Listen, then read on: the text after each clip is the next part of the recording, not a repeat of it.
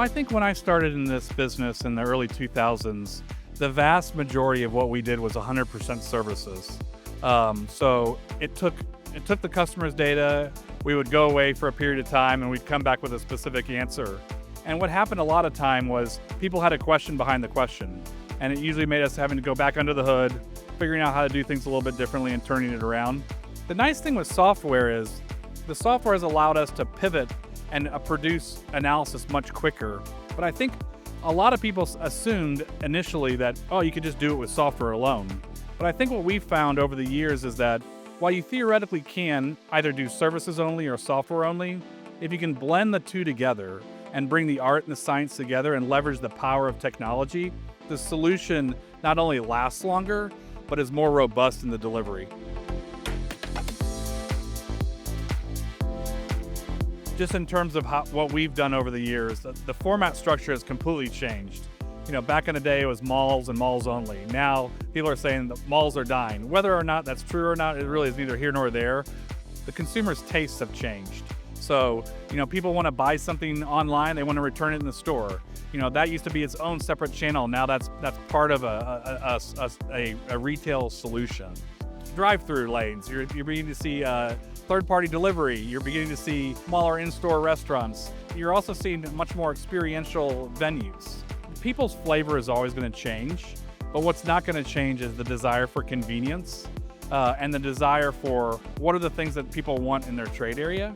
And so whether it's the format changes or not, that all can be modelable and will always be adjusted. But ultimately, the consumer will help drive that decision and the analytics will usually follow.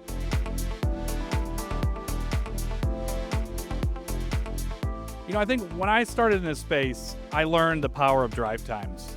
People used to look at just in terms of radial rings. And when drive times started, it became very clear that people looked at it in terms of like, oh, well, you're not going to actually go over that bridge or that body of water.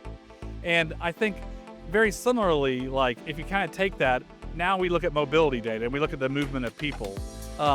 Brands also have a very similar kind of tick. There's certain brands that will not go east of the Mississippi. There's certain brands that won't go out of urban areas into suburban areas and vice versa. And so just because you have a concept, it's not going to serve all people. And so a lot of time our analysis really kind of spotlights the areas of growth and really kind of dims the areas that you shouldn't grow. Now, a lot of times though, that's where people want to grow.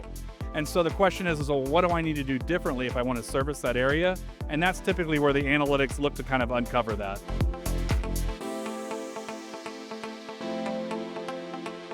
So I think for Kalibrate, we view a store as a channel, just as an online as a channel, just as delivery as a channel.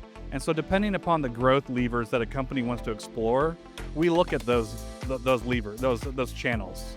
And so, for a company that's wanting to kind of grow in multiple different ways, we're able to look at that and identify, well, who are the customers tied to those channels? Where else are those customers like? And how can we breathe that into the quote unquote optimization of their growth? And so sometimes our optimization of our growth isn't actually another physical store. It might be more oriented to a different channel and to market that channel a little bit differently. So on the multi-unit operating side or the franchise or franchisee side, typically our engagement really starts with kind of understanding what we're trying to solve for. Some of our solutions can be developed literally within 24 hours. Some can take a couple weeks and some can take a couple months. Regardless of what the solution is that we're unpacking, typically it's normally around which markets should I look at, within those markets, which trade areas should I consider, and within those trade areas, which trade areas are the best ones for me to go after today. That solution really kind of typically involves us collecting data from the customer, marrying it with our data and our own third-party data, and then walking them through a series of analysis that we're doing around their customer profile, their competition, their co-tenancy, and delivering that over a period of weeks.